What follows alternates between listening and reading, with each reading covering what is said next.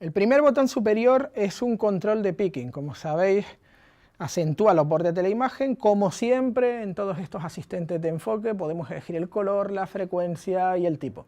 También podemos hacer un zoom sobre él y dejarlo en blanco y negro. Y podemos escoger si el zoom va a ser central o va a ser en alguna zona de la imagen. O sea que, como podéis ver ahí, simplemente es el primer botón, y esto es algo que podemos activar, insisto, sabemos que está siempre en el primero, podemos activar sin despegar el ojo del visor.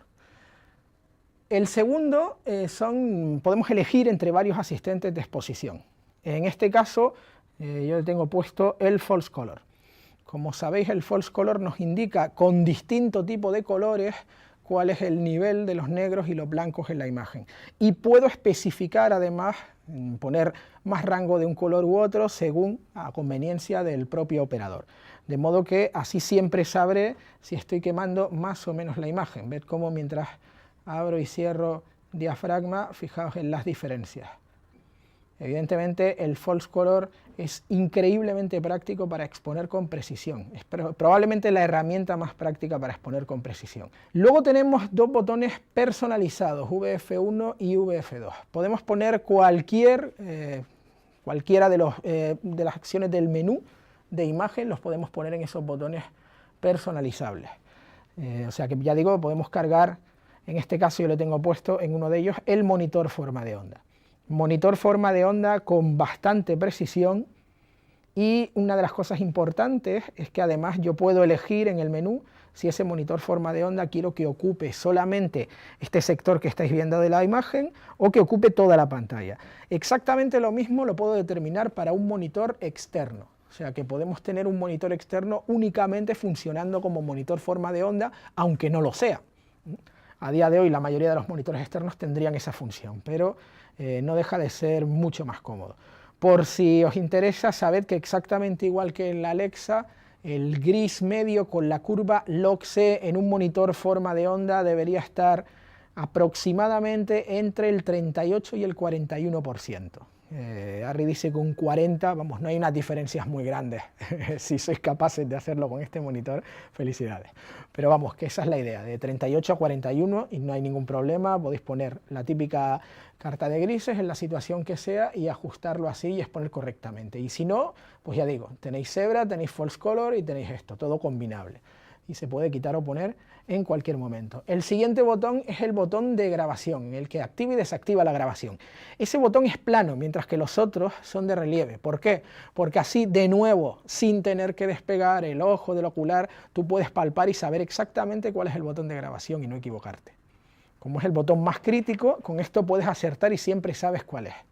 Y por último tenemos un botón que pone M, que es el que nos permite acceder al menú rápido en el monitor LCD, o incluso, gracias a una rueda lateral que tenemos, podemos entrar en el menú general y volver a él. Ahora bien, ¿qué tenemos en el menú rápido? Como podéis ver en la imagen, nosotros tenemos una serie de botones, unos controles básicos y una rueda que nos va a permitir movernos por ella y activar cualquiera de esas funciones. Lo primero que tenemos en el menú rápido es un control de la velocidad de grabación. Y aquí podemos seleccionar las tres más utilizadas, las tres que nosotros vayamos a utilizar más. Esto va asociado a un selector del que luego hablaremos, que está en el panel lateral de la cámara y que se llama el selector US de User o de usuario. Nos permite, ya como veis, ahora mismo estaría cambiando esto y podemos cambiar entre las opciones más utilizadas, las tres que nosotros decidamos, no solamente estas tres que vemos aquí, aunque en este caso son las más usadas normalmente, 25 fotogramas por segundo, 50, 100.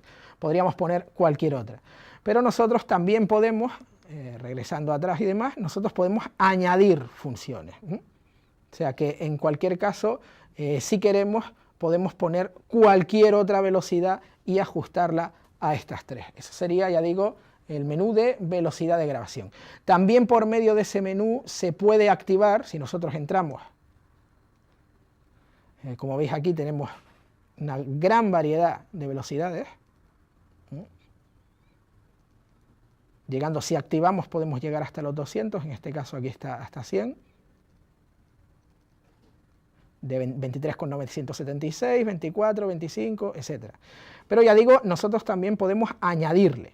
¿Cómo añadiríamos? Bueno, pues si estamos dentro de esas funciones, le doy aquí a añadir y como veis, pues puedo llegar a las 200 o puedo bajar incluso a 0,75 y todo lo que hay en medio.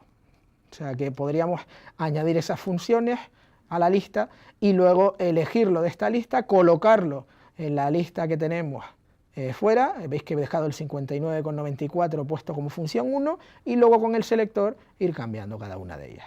O sea que por eso ya digo, no tendríamos ningún problema. Otra de las cosas que podemos hacer es elegir, como veis aquí, los formatos, que luego hablaremos de las salidas SDI. El SDI nos permite tener, como veis aquí, salida 422 1,5G o 3G o también 444 3G. Esto por un lado. Luego saber exactamente por las salidas de SDI de nuevo las velocidades que vamos a utilizar, el tipo de escaneo que vamos a usar, PSF o progresivo directamente, la imagen que queremos en cada uno de los SDI, si queremos que esté la imagen con los metadatos procesada o una imagen limpia, en uno normalmente escogeremos la procesada y en otra limpia, y en qué va a consistir ese procesado. Luego hablaremos de lo que es el modo surround, herramientas de exposición que vamos a tener, si el picking lo vamos a tener activado y exactamente qué color, qué nivel, etcétera, etcétera, etcétera.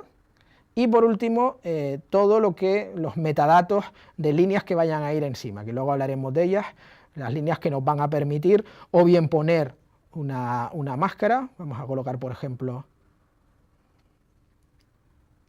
una máscara de un 75% y regresar atrás.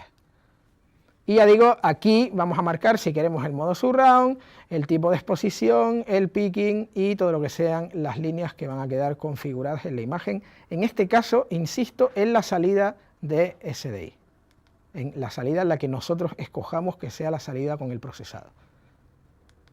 O sea que todo esto se puede controlar desde este menú, que es el menú de fotogramas por segundo. Lo siguiente que tenemos es control de códigos de tiempo.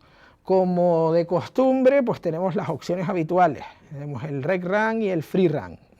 Con el Free Run ya sabéis que iría corriendo todo el tiempo, etcétera, etcétera. Podemos marcar un preset.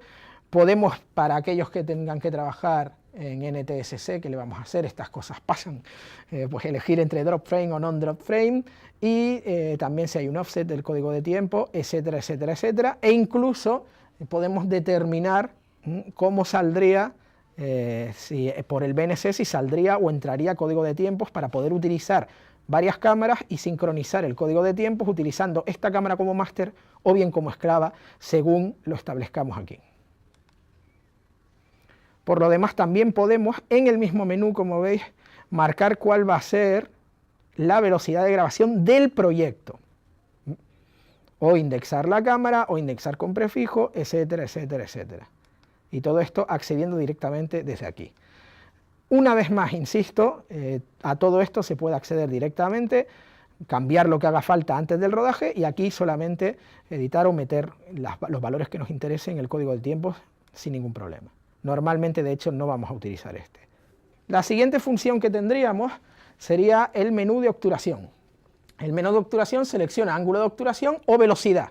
Esto lo podemos escoger nosotros. Yo lo tengo puesto en este caso en ángulos porque me resulta más sencillo.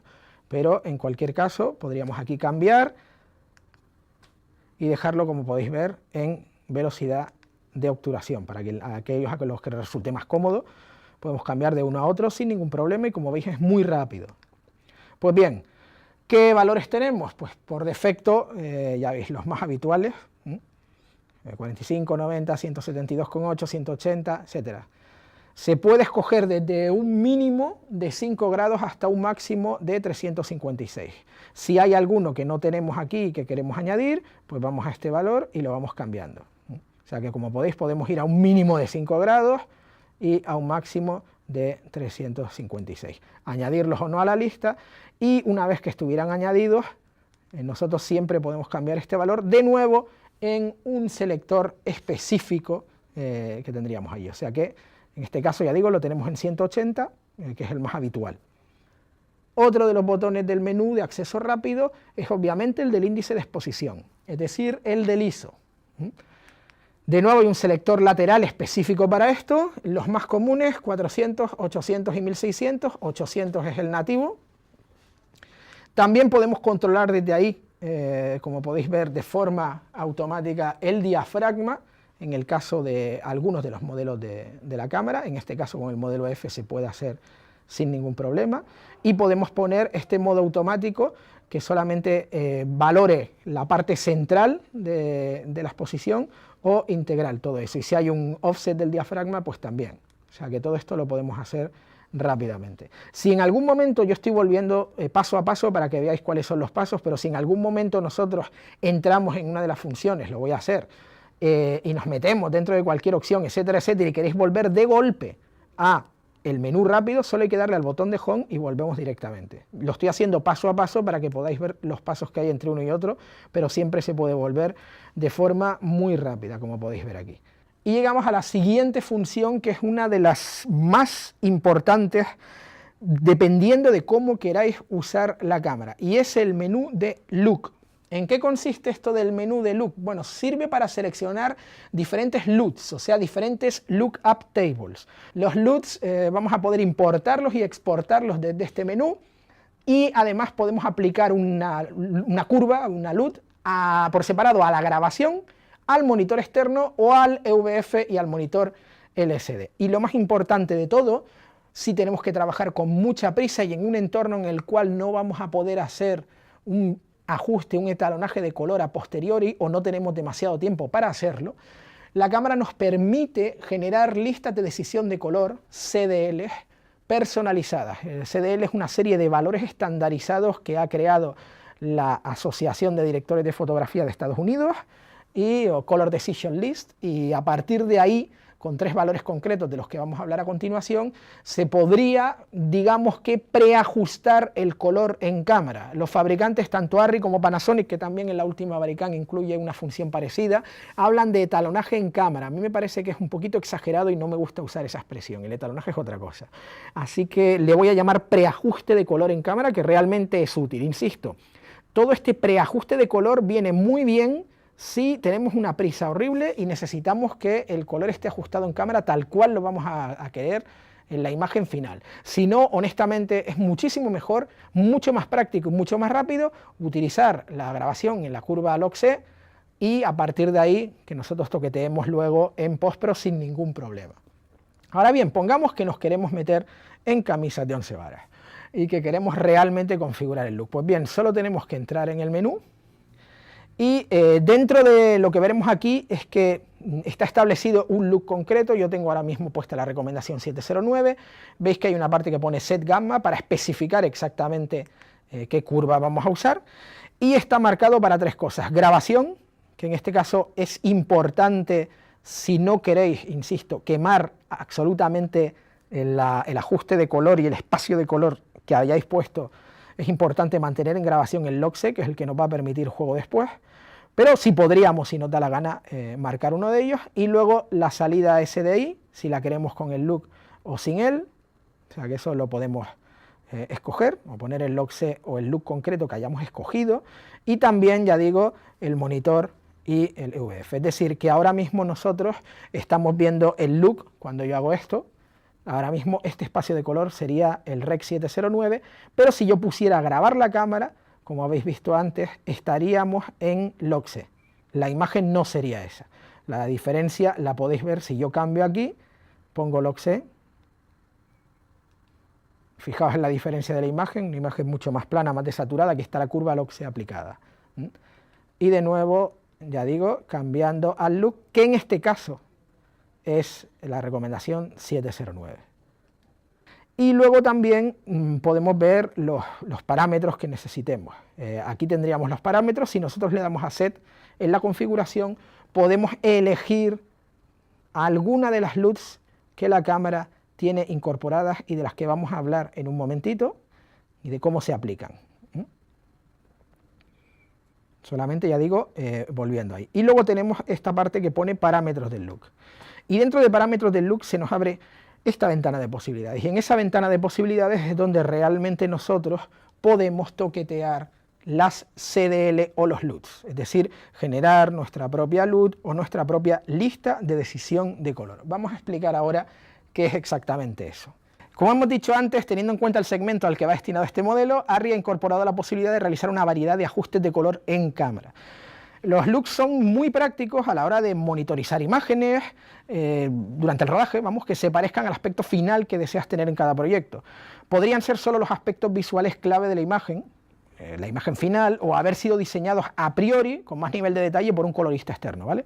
Estos LUTs de los que estamos hablando pueden ser los parámetros ASS-CDL, que se aplicarían en este caso a la curva LOXC codificada y, ojo, no resultan destructivos, sino que los metadatos se almacenan, o bien podemos hacer lookup tables de 3D, LUT 3D, que contribuye a la transformación de los datos de la LOXC con el espacio de color de salida que hayamos predeterminado. Con los LUT 3D hay varias opciones. Primero, los incluidos en cámara por defecto que van sobre la salida de vídeo en Rec 709. Segundo, una versión personalizada de los anteriores con modificaciones sobre la curva o con transformaciones del color realizadas con la función que se denomina parámetros, el look parameters que hemos visto antes, los parámetros de aspecto del menú.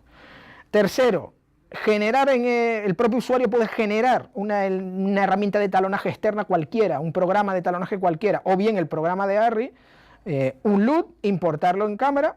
Y ojo, si hacemos esto, no podríamos hacer posteriores modificaciones con la función de parámetros de aspecto, la que hemos mencionado antes. ¿Qué controlan los parámetros de aspecto? Bueno, controlan el hombro, la gama de negros, la gama general de la curva, esto afecta a las características de contraste de la imagen, y también incluyen valores de saturación general y de saturación por tonos. La saturación por tonos es para los 6 vectores correspondientes a colores básicos, rojo, verde y azul, y sus complementarios. O sea que en total tendríamos lo típico: verde, amarillo, rojo, magenta, azul y cian. Con independencia de los ajustes que vayamos a hacer, la LUT 3D sigue realizando la conversión del LOXC a recomendación 709. Lo hemos dicho antes, que ARRI establece el gris medio en estos casos en un 40%, y la verdad es que las pruebas que hemos hecho cuadra. Oscila un poquito entre un 38 y un 41, pero vamos, que básicamente es un 40. Vamos a hablar de los parámetros de aspecto. El primer parámetro de aspecto sería el hombro. ¿Qué hace el hombro? Controla la transición de los tonos medios a las altas luces. El valor por defecto, que es 0,5, nos da unas altas luces bastante duras. Valores superiores lo que hacen es suavizarlas. Este parámetro lo podemos aplicar a todos los canales de forma equitativa y, ojo, no afecta al nivel del gris medio. Esto es importante. Luego tenemos la gama de negros, que controla el detalle de las sombras en la imagen. Valores inferiores a 0,5, de nuevo es el que está establecido por defecto, van a intensificar los negros y los superiores lo van a suavizar. Se aplica también de forma general y podría afectar al gris medio solamente si escogéis valores muy altos. El gamma permite oscurecer los tonos medios o aumentar su brillo sin afectar a los valores extremos de negros y blancos. Si escogemos valores inferiores a 1.0, que en este caso es el que está por defecto, vamos a oscurecer más la imagen. Valores superiores aumentarían su brillo. Saturación de vídeo es un control general, vamos, de la saturación, y el valor por defecto es 1.0. Y luego tenemos la saturación por tono. En la saturación por tonos es un control de saturación que corresponde con los 6 vectores de color, o sea, los básicos más los complementarios. Partiendo de esta imagen, obtenida con todos los valores por defecto, lo que veis en el fotograma central de cada cuadro, nosotros podemos ver los efectos de la modificación de los tonos verdes, amarillos, rojo, magenta, azul y cian, etcétera, etcétera. A la izquierda sería el mínimo y a la derecha sería el máximo. Otra de las facilidades que tenemos es que la mira permite trabajar con LUT 3D, como hemos dicho antes. Estas LUT pueden estar generadas en cualquier herramienta de talonaje, siempre y cuando se encapsulen en el contenedor específico de ARRI, que es rarito y es de ellos solos, para ese modelo, vamos. Normalmente esto se haría con una herramienta de ARRI que es gratuita, se puede descargar de la web, que se llama Amira Color Tool, o bien exportando directamente ese formato siempre que el programa de talonaje lo permita. Ya digo, por defecto, si os vais a la Amira Color Tool es más fácil, porque no tenéis que perder el tiempo con eso. Cuando empleamos una LUT 3D personalizada, los controles de parámetros no pueden activarse. Los que hemos visto antes, el Look Parameters, no pueden activarse. Sin embargo, la imagen resultante sí que puede seguir siendo modificada con los parámetros de la lista de decisión de color, de la CDL. O sea que, como es lógico, cualquier programa de talonaje te va a permitir manipular más parámetros en la imagen y de manera más sutil que lo que podamos hacer en cámara. En cuanto a los ajustes de la CDL de la ASC, van a variar o inciden sobre una serie de puntos estandarizados. Es decir, que nosotros cuando vamos a utilizar la CDL, una CDL no es más que un formato para intercambiar información de talonaje de los colores básicos primarios entre equipos, cámaras y software muy distintos, que tuviéramos unos valores fijos. Y los valores matemáticos para esas tres funciones los define como slope, offset y power. Cualquier colorista conoce esto, pero si solamente sois operadores, pues sabed en qué consiste cada uno, lo vamos a explicar, ¿vale? Cada función que veis ahí usa un número para cada canal de RGB, o sea, 9 números en total para cada decisión de color simple, y hay un 10º número que es la saturación, que se aplica a todos los canales RGB combinados. Sé que parece complicado, pero es mucho más sencillo de lo que parece. Vamos a ir uno por uno. Los ajustes de la CDL de la SC, ya digo, serían los siguientes. Empecemos con el slope, ¿vale? El slope, que significa pendiente en español.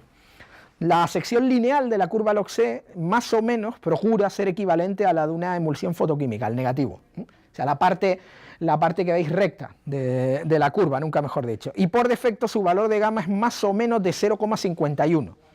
Ya sé que tiene cojones que uno diga más o menos 0,51, pero es que hay muchos decimales, chicos. Entonces lo podemos ajustar con este parámetro. El valor dependiente de 1,2, por ejemplo, tendría como consecuencia un efecto similar al de usar un negativo con una gama de 0,6. Es decir, tendríamos que multiplicar 1,2 por 0,5 y así es como conseguiríamos el 0,6, lo cual quiere decir que por debajo de 1,0 la gama se reduce de forma proporcional. Me explico, o sea, si habéis trabajado alguna vez con negativo, pensad que en este caso un 1,2 sería igual que un 0,6, que es un valor bastante común de referencia en negativo.